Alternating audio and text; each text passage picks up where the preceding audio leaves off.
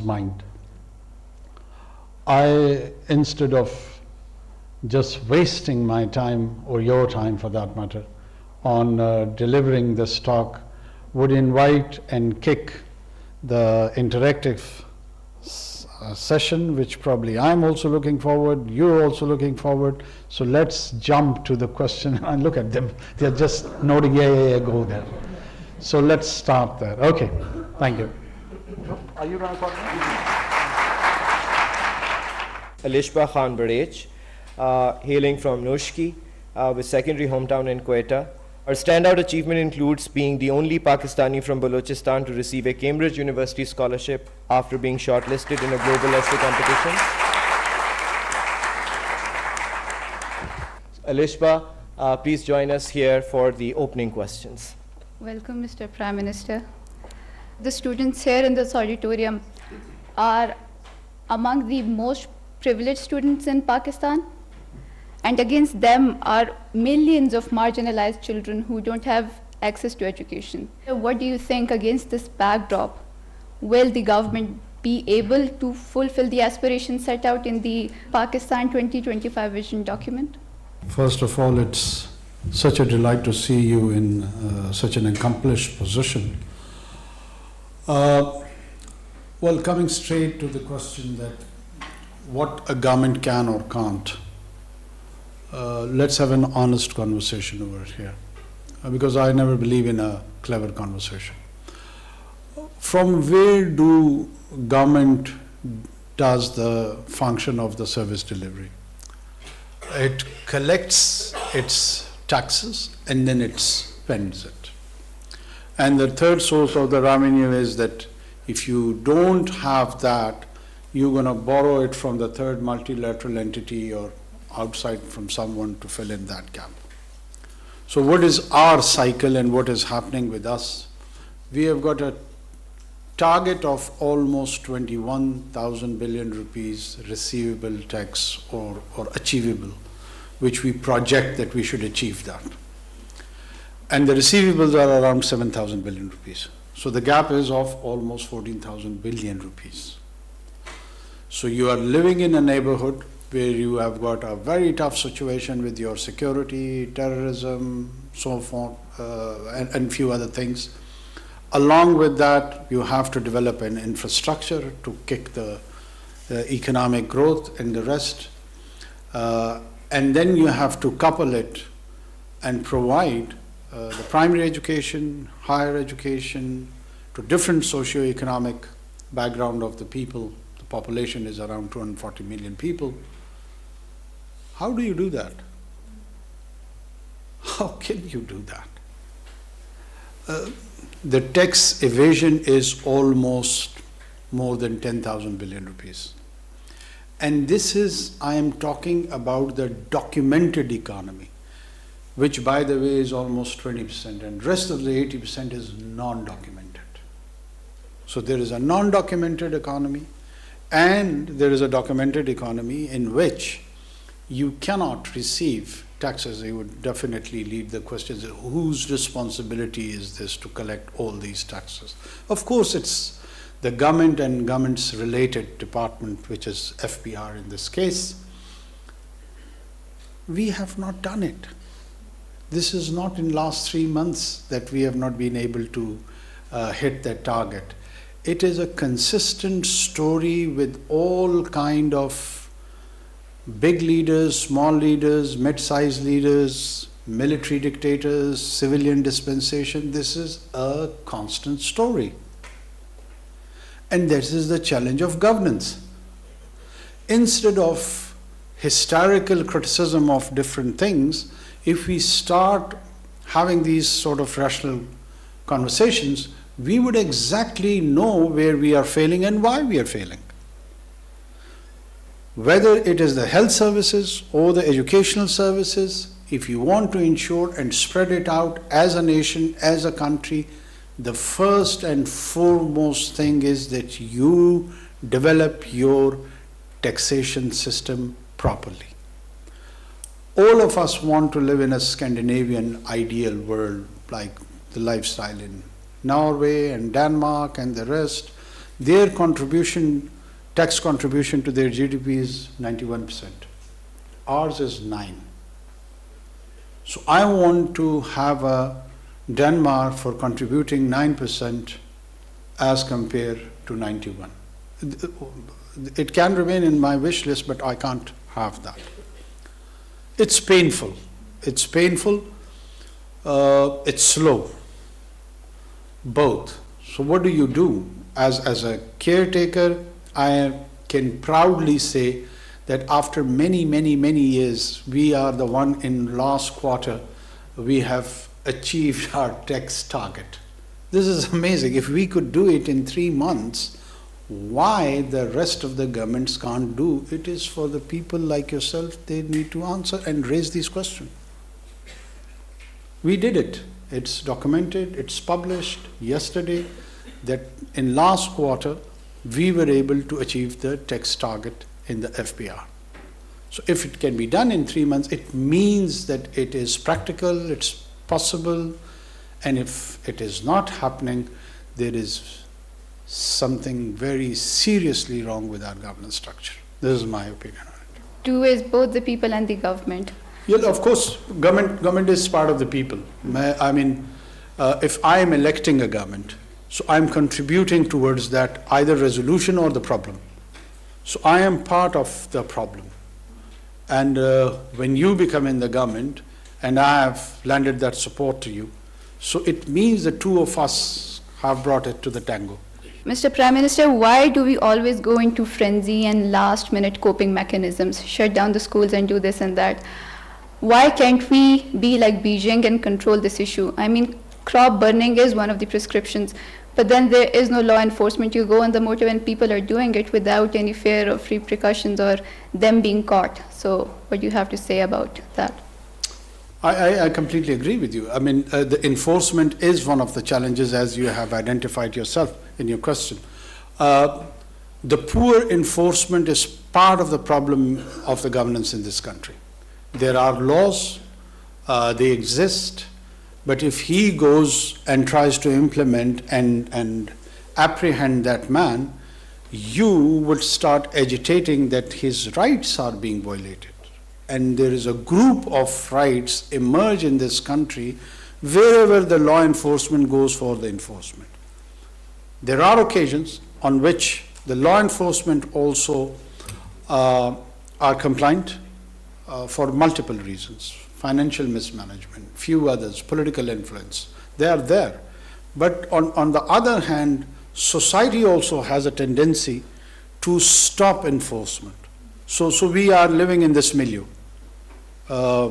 Poor development and capacity building of the law enforcement agencies, lack of ethos. I mean, if you go and observe your bureaucracy who has to implement, you will be surprised the kind of a value system probably they personally hold. That is appalling, that is shocking, that is disappointing to say the least. We have a structure of a bureaucracy which does not have a sense of identity. That what was the Ottoman Empire? The Janissaries were the most committed group which ensured the structure of the empire. And those Ottomans were able to expand their good or bad agenda till up till Eastern Europe, primarily because of the Janissaries. If you go and see the structure of any nation state, empire, or anywhere in the documented history, there is a structure of the bureau who takes and furthers and forwards the agenda which is linked to that identity. In our case, it's missing. It is unfortunately missing. You don't know who they are enforcing the laws for, or they themselves are pretty much confused. So there is a structural issue at the level of the enforcement which needs some radical changes, in my opinion. Whether somebody does that or doesn't, you need a civil structure reforms. Until and unless you don't do that, from the burning of the crop up till allowing a vehicle on the motorway which is not fit environmentally are both part of the challenge. So we need to address that as soon as possible. I don't know whether this policemen agree with it, but this is my opinion. But then you mentioned radical change. Who will bring it and how? Like, what is the prescription? Will we keep dying? Our lungs are practically collapsing. So what is the prescription? Radical changes are required. This is all I can say. By whom? Let's find the noun. Let's find the person or persons in the time. They are placed somewhere in the future. If somebody can peek in the future, they will know it. But I am still pessimistic. I haven't found the answer, Mr. Prime Minister. Give us a noun. Well, this is my art to evade answers, you know. It's not the art to give all the answers. Well, Mr. Prime Minister, now coming to some serious questions. You recently banned all these celebrations on New Year's Eve in solidarity with the Palestinians. While it was well intended, Mr. Prime Minister, it raised two questions. A, about law enforcement, and B, about the global image of Pakistan. I mean, for the first one, celebrations still took place in the absence of law. For the global image, I mean, Pakistan, the only Muslim nuclear-powered country, has now gone to a status that when generations are being literally wiped out, this is what we are doing, banning fireworks. What do you have to say about that? First of all, there was a lot of criticism also, and there was a lot of appreciation behind this decision. So there is a mix of both.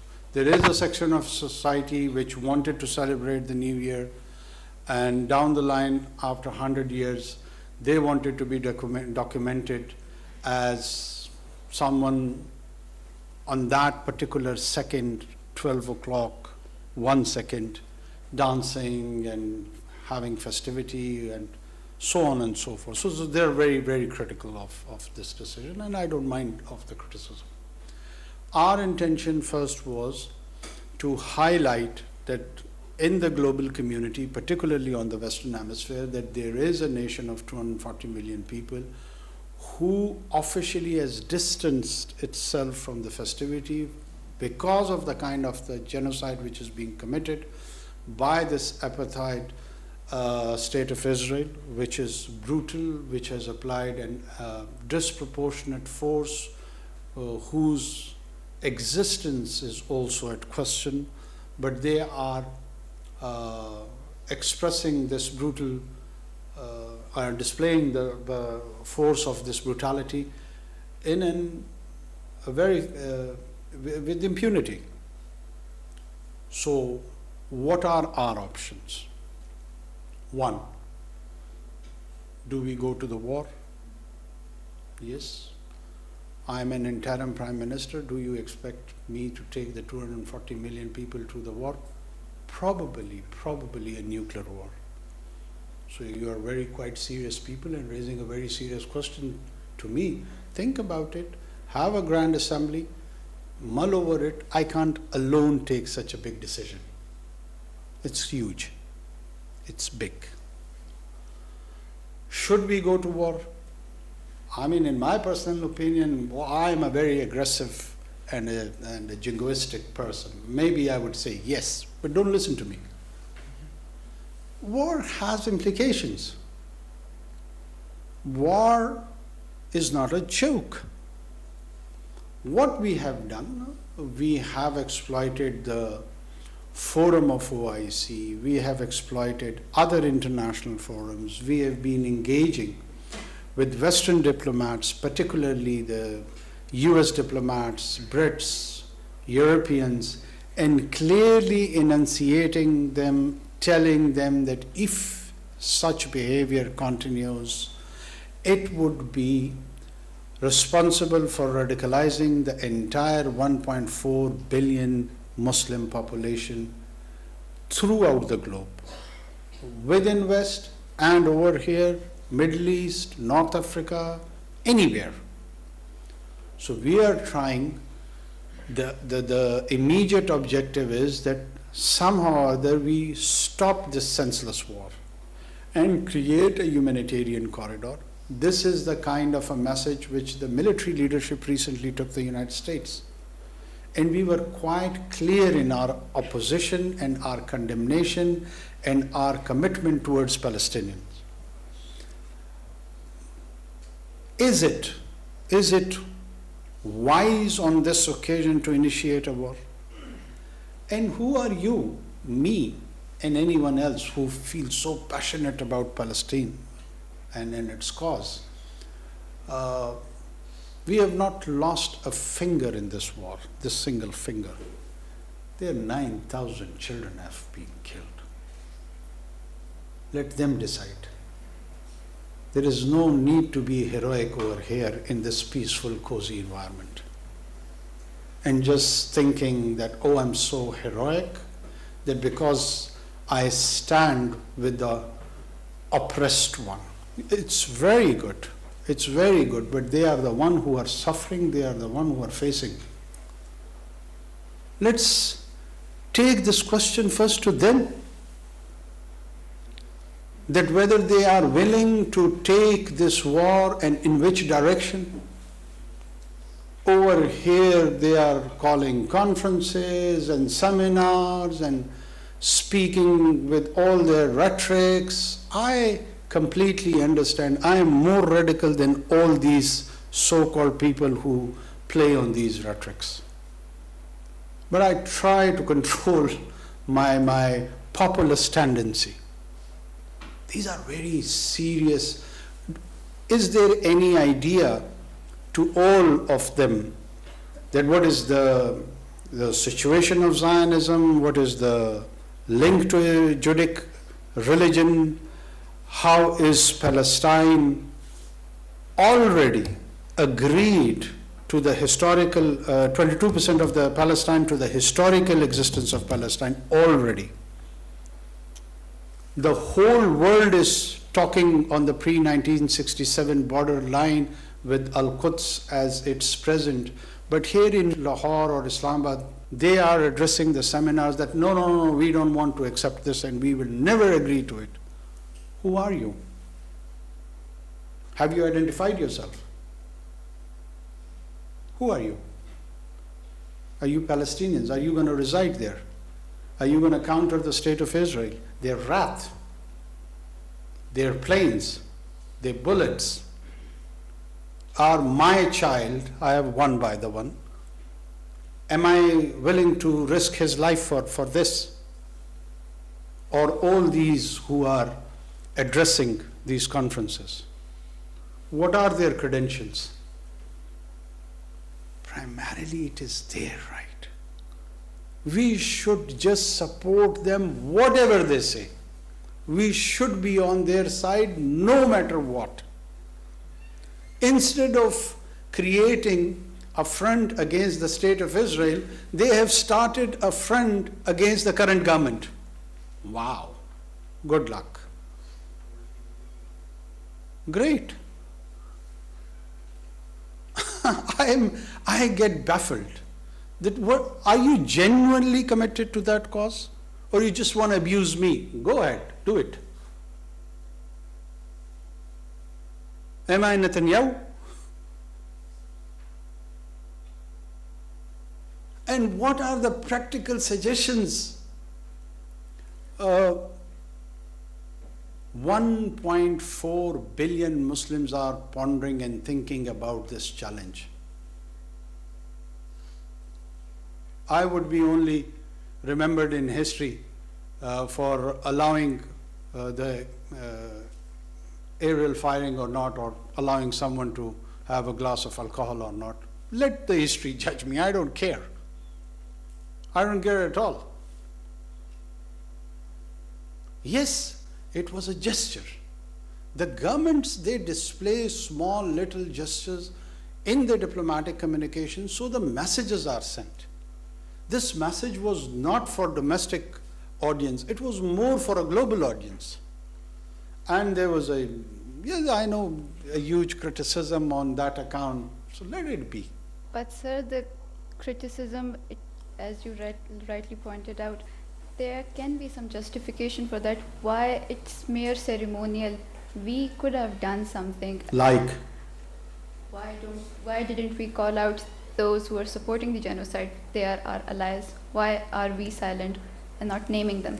the kind of confrontation we have done with Western diplomats, problem is that I am bound by certain laws that I can't make it public. The kind of passionate and full of emotions, and at times, I'll just give you one small example. Few Western diplomats said that Pakistan should have a balanced view of the crisis in the Middle East, as the Israeli children's, they have also been killed. So I asked him that, okay, Excellency, can you, in order to address the anger of the Israelis, which according to you also deserves attention. So can you give us a number, how much children do you need to kill so that the Israel anger gets satisfied? 50, 100, 2, 3,000, 2? We just want to have a number. And they were speechless. So of course we do challenge them, confront them, but we cannot make all those things public. For the diplomatic reasons, for the reasons which is known and documented in the statecraft. How do you do statecraft? You don't bring such conversation to the public. And I cannot bring whole of it. I can refer that, well, I had a very strong position vis-a-vis Middle East with diplomats. But I cannot produce it to the public that this is what I have said and these are the sort of replies we have got. No government does that. So why should our government do that? Mr. Prime Minister, coming to the question of Balochistan, firstly, like, who could have thought the state would be taken over by two Balochistanis? No, we have not taken over the state, for God's sake. Yeah, okay, carry on.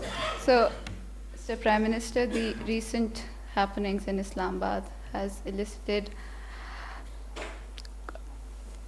I mean, I'm speechless. They're my own people. I'm sure you share the same feelings. But the problem is you did condemn and you did call on a meeting and you did form a committee. What do you have to say about the kind of treatment meted out to the protesters, which had large number of women and children? And that brings me to the question as to who will rejuvenate the relationship of Balochistan with the center. I mean, I don't see any reconciliation attempts working anytime soon. Thank you. How many of you are interested to listen to this question's answer? Quite impressive, okay. First of all, whenever there are protesters, the protests and the agitation has to be within the limits of law. Do we all agree on this? That you have got the right to protest, no, you don't agree? Okay, good. But when you agitate, every government has certain laws, even in democracies. In dictatorship, they have got their own rules and laws, but it has to be demonstrated by the law. And if those laws are violated, then the role of the enforcement comes, that they try to enforce those laws.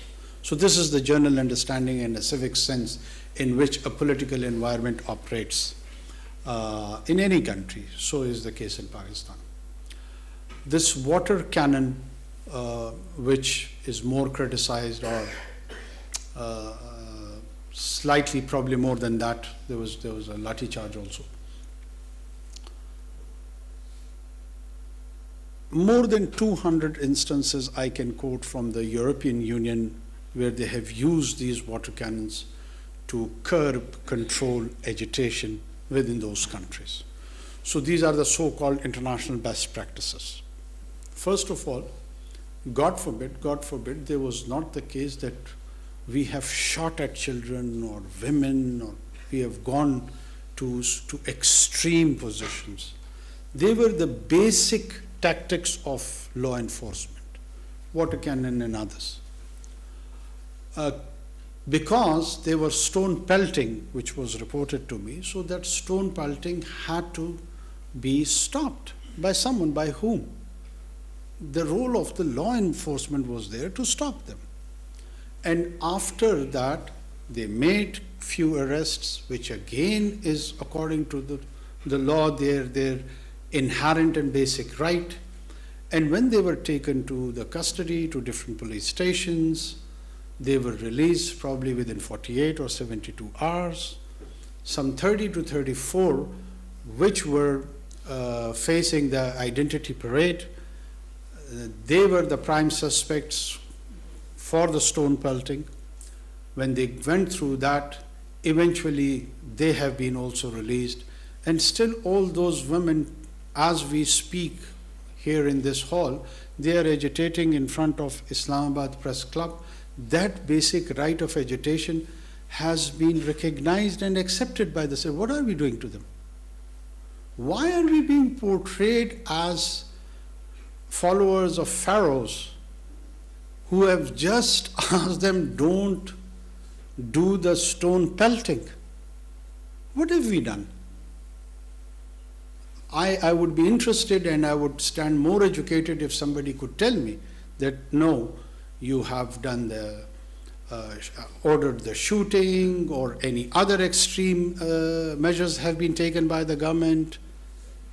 We can talk about the Balochistan situation, reconciliation, relation with the center in a very separate mode. I am willing to respond to that. But as far as this specific incident is concerned, don't you know that they are still agitating?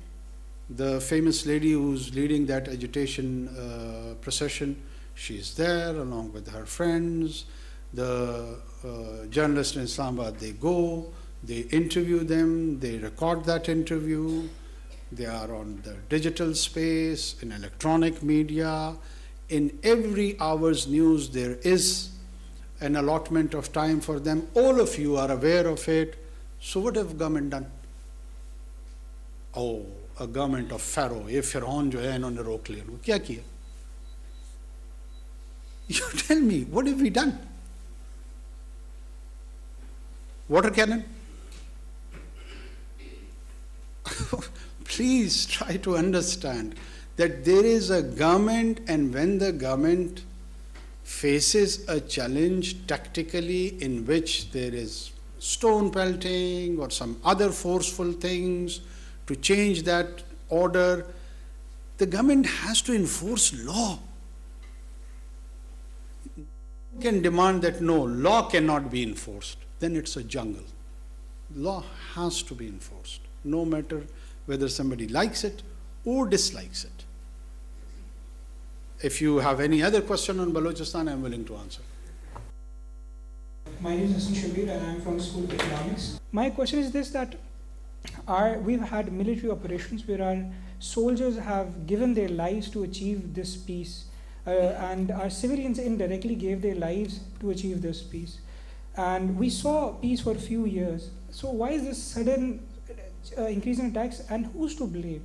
Is the government in Afghanistan, the Taliban government, to blame, or has our military might failed us, or have the civilian diplomatic talks failed us? Because at the end of the day, it's our own people who die. It's our own brothers and sisters of the soil who die. Thank you so much, sir.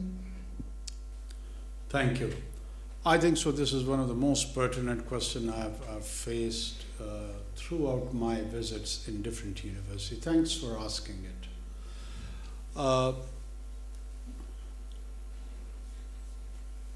There is a discipline in which people in different universities now teach on insurgency and non-state actors. And I would suggest, please, do consult some of the academic work in this area. Usually these insurgencies, they follow certain principles. These non-state actors, they follow some certain principles. One principle is the principality of existence, survivability. This is one of the principles. That their entire strategy revolves around survivability, that how would we survive? Why? Because they always are numerically at a disadvantage. And the states which are fighting them are advantageous as far as the numbers are concerned. Second is the principle of lethality, that if they are more lethal, they will be more receiving attention, they will be more spectacular, and so on and so forth. So this classic TTP run phenomena is following both the principle of survivability and the principle of lethality. The insurgencies at times, they carry on for centuries. We don't understand and appreciate the nature of such wars. I come from a tribal background. There were two tribes. I'm sure there must be Pashtuns amongst you, Salman Khail and Nasser. There are two major Pashtun tribes. They fought for 135 years amongst themselves. So to us, it's not a surprise. We are quite familiar with such situations. When the Jang-e-Jamal was there, were they brothers or they were enemies to each other? And who were they? Who were they trained by? What sort of quality individuals they were? So I don't feel that they are my brothers. I don't.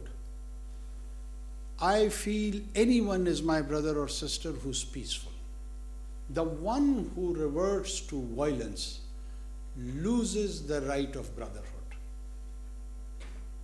That is a point which needs to be noted, which needs to be discussed, which needs to be understood. For instance, God forbid, I'm giving a very bad example. One amongst the siblings, one sibling eliminates, kills his brother or sister. How would he be treated by the parents? And even if he's forgiven, he kills another one. And then another one. So what do? You have to be clear on all such strategic angles. I am a staunch Deobandi Pashtun. So what should I do? Make Hakimullah Masood my hero? I have exercised my choice. I am with State of Pakistan. He is not my brother, he is my enemy. And you try to eliminate enemies. Anyone who is challenging in violent terms through organized crime, politically, ethnically, religiously, is the enemy of the state, is the enemy of that social order. You can have all kinds of disagreements, but no one can give you the license to kill. No one can give you the right to eliminate the other. So the responsibility of the state is, inshallah, we are ensuring that we have a plan. It is not a challenge that they will prevail on the state of Pakistan. Never. Inshallah. You can be a tahajjud guzar or a very liberal man. That is your choice. But no violence. Yes, Zainab Hamid. Assalamu alaikum, Prime Minister. First of all, a very warm welcome to you, and I think me, myself, and everyone else here is honored to be interacting with you here today. I'm going to proceed with my question. सवाल मैं आपसे उर्दू में करूँगी और सवाल ये है कि हमने अक्सर औकात ये देखा है कि अगर हमने यूसुफ रज़ा गिलानी साहब को हटाना हो या नवाज शरीफ साहब को हटाना हो या इवन कि अगर आपने कासिम के अब्बा को गिरफ़्तार करवाना हो तो हमारी अदालतें रात के 12 बजे भी खोल दी जाती हैं, लेकिन जब भी कोई ज़ैनब मर्डर केस या मोटरवे गैंग रेप केस या इस तरह का कोई भी केस होता है तो हमारी अदालतें बंद रहती हैं। नूर मुकद्दम केस पे हमने ये देखा कि हमारी अदालत खोलती गई। My question to you is, isn't justice denied, justice late, justice denied? That's my only question. Thank you for asking in Urdu. Urdu ज़बान मुझे बड़ी पसंद है। ऐसा नहीं है कि मैं उर्दू की अदायगी में मुझे कोई मसला है। बहुत सारे लोग ये समझते हैं कि मैं अपनी अंग्रेज़ी दानी छाड़ना चाहता हूँ। دیکھو آپ نے پوری بات جو کی ہے اپنے سوال میں اپنا جواب بھی میرے خیال میں دے چکی ہیں آپ. میرے لیے کہنے کو بہت کم چھوڑا ہے آپ نے، لیکن اس کے باوجود میں کچھ نہ کچھ ضرور کہوں گا اس پہ. یہ جو پورا کا پورا نظام عدل ہے اس پہ بڑے سنگین سوالات ہیں، اور جب تک اس نظام عدل کو ہم ایڈریس نہیں کریں گے، اس میں کسی کا ابا ہو یا کسی کی اماں ہو یا کسی کی باجی ہو یا وہ خود ہو، محفوظ رہنا مشکل ہے. یہی آپ کو پروٹیکٹ کرتا ہے نا یہ نظام، اور وہ چند رہنما اصول ہوتے ہیں آپ کے. مسئلہ یہی ہے کہ قاسم کے ابا جب خود ہوتے ہیں نا تو ان کو حمید کی اماں بالکل نظر نہیں آ رہی ہوتی. وہ ناؤنس کے جھگڑے میں پھنس جاتے ہیں. جب تک میں ہوں آج تو مجھے سب کچھ درست نظر آ رہا ہے، جب کل آپ اس جگہ پہ ہوں گی تو وہ مجھے درست نظر نہیں آ رہا ہوگا. ایک تو اس رویے سے تبدیل کی ضرورت ہے، اور سیٹلڈ ہونا ہوگا اصولوں پہ، پرنسپلز پہ، کہ چاہے اس کا اطلاق مجھ پہ ہو یا آپ پہ ہو پھر وہ یکساں ہو. ہمارا بنیادی مسئلہ یہی ہے کہ اگر ریاست کے چند ادارے ان سے میں مستفید ہو رہا ہوں تو میں ان کو والد کا درجہ دینا شروع کر دیتا ہوں. دیا ہے نا. جب مستفید نہیں ہو رہا ہوتا ہوں تو پھر شاید سوتیلا باپ بنا لیتا ہوں. یہ وہ مسائل ہیں جو سبجیکٹو انداز میں ہم تمام کو اس پہ سوچنا چاہیے، بولنا چاہیے، غور کرنا چاہیے. اگر واقعتاً ان کو والد نہیں بنانا تو ونس اینڈ فار آل فیصلہ کر لو اور پھر خود والد بنو. والد جب گھرانے کی سربراہی کرتا ہے نا تو ذمہ داری لیتا ہے.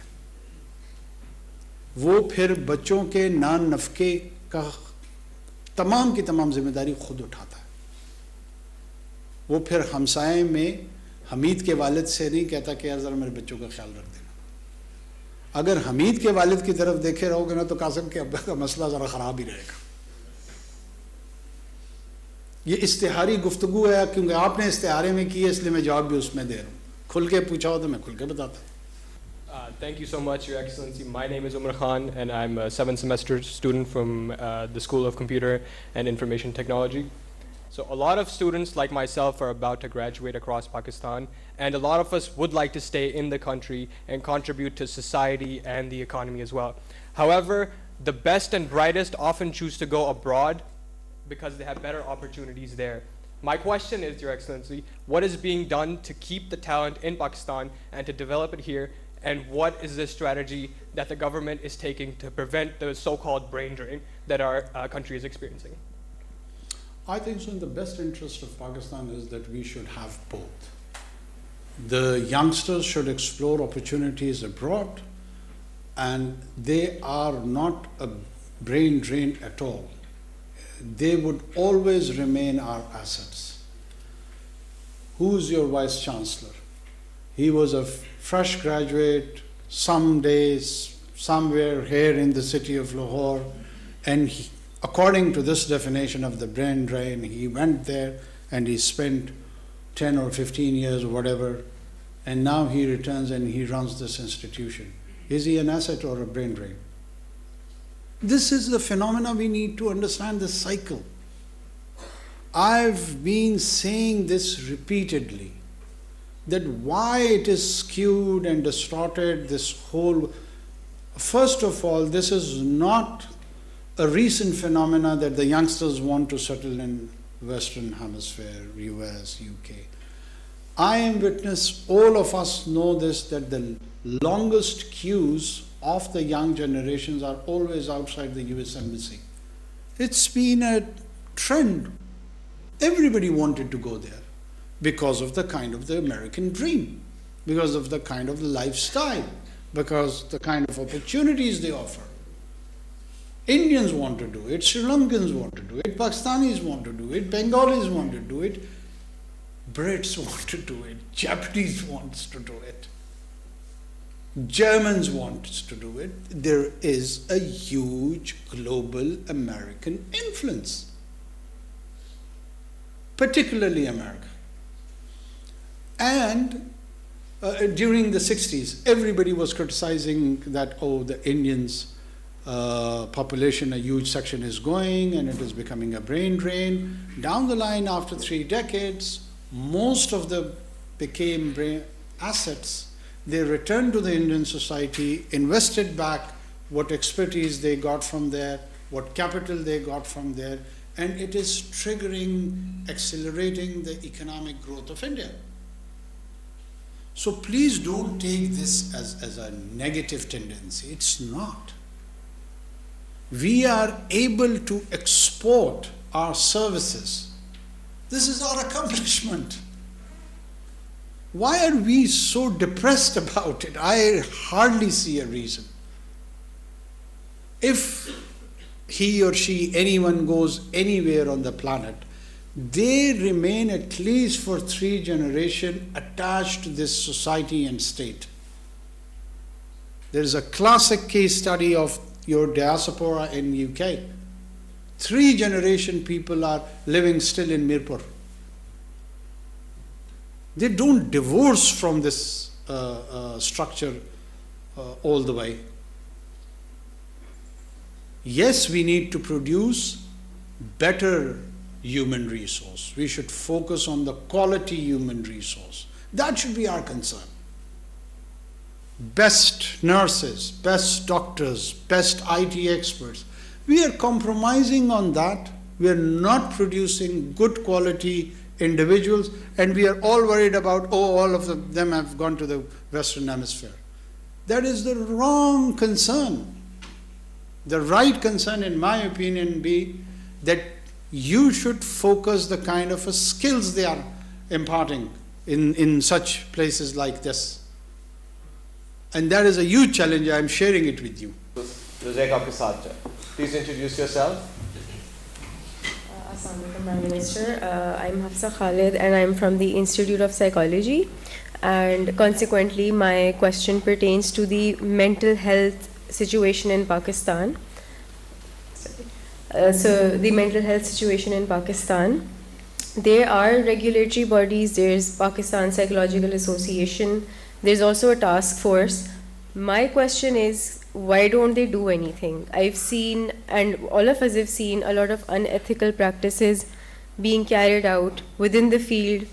So why don't they actually do something to regulate mental health practitioners, as it is done with other fields, such as if you're a doctor, you are constantly being monitored. Why does that not happen with mental health practitioners? Thank you.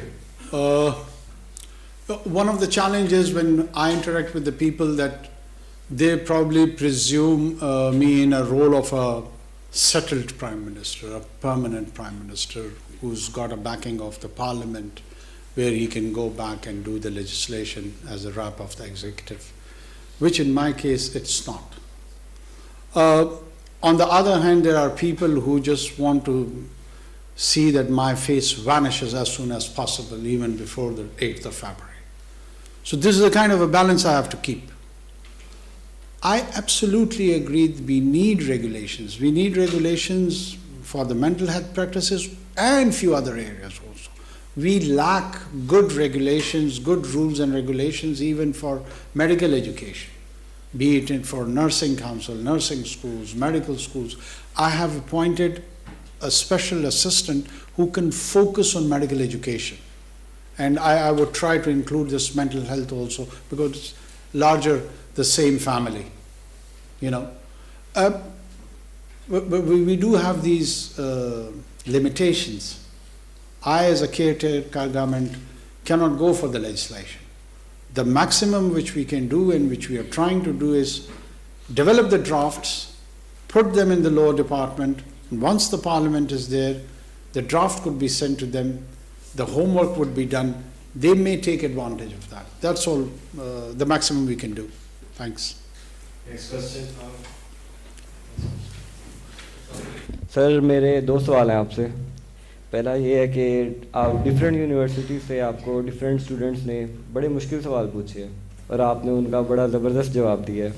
یہ motivation آپ کو کہاں سے آئی؟ اور میں نے سنا ہے کہ آپ کتابیں بہت زیادہ پڑھتے ہیں، یہ شوق آپ کو کب اور کیسے پیدا ہوا؟ اچھا، ایک تو میں پہلی مرتبہ 2015-16 میں ڈاکٹر عادل نجم صاحب ہیں، ہارورڈ میں پڑھاتے ہیں، انہوں نے مجھے ہارورڈ فورم آف پاکستان پہ بلایا تھا. اس وقت میں ترجمان تھا صوبائی حکومت کا، اور I was privilege to address Harvard forum of Pakistan. There was a huge audience like this one.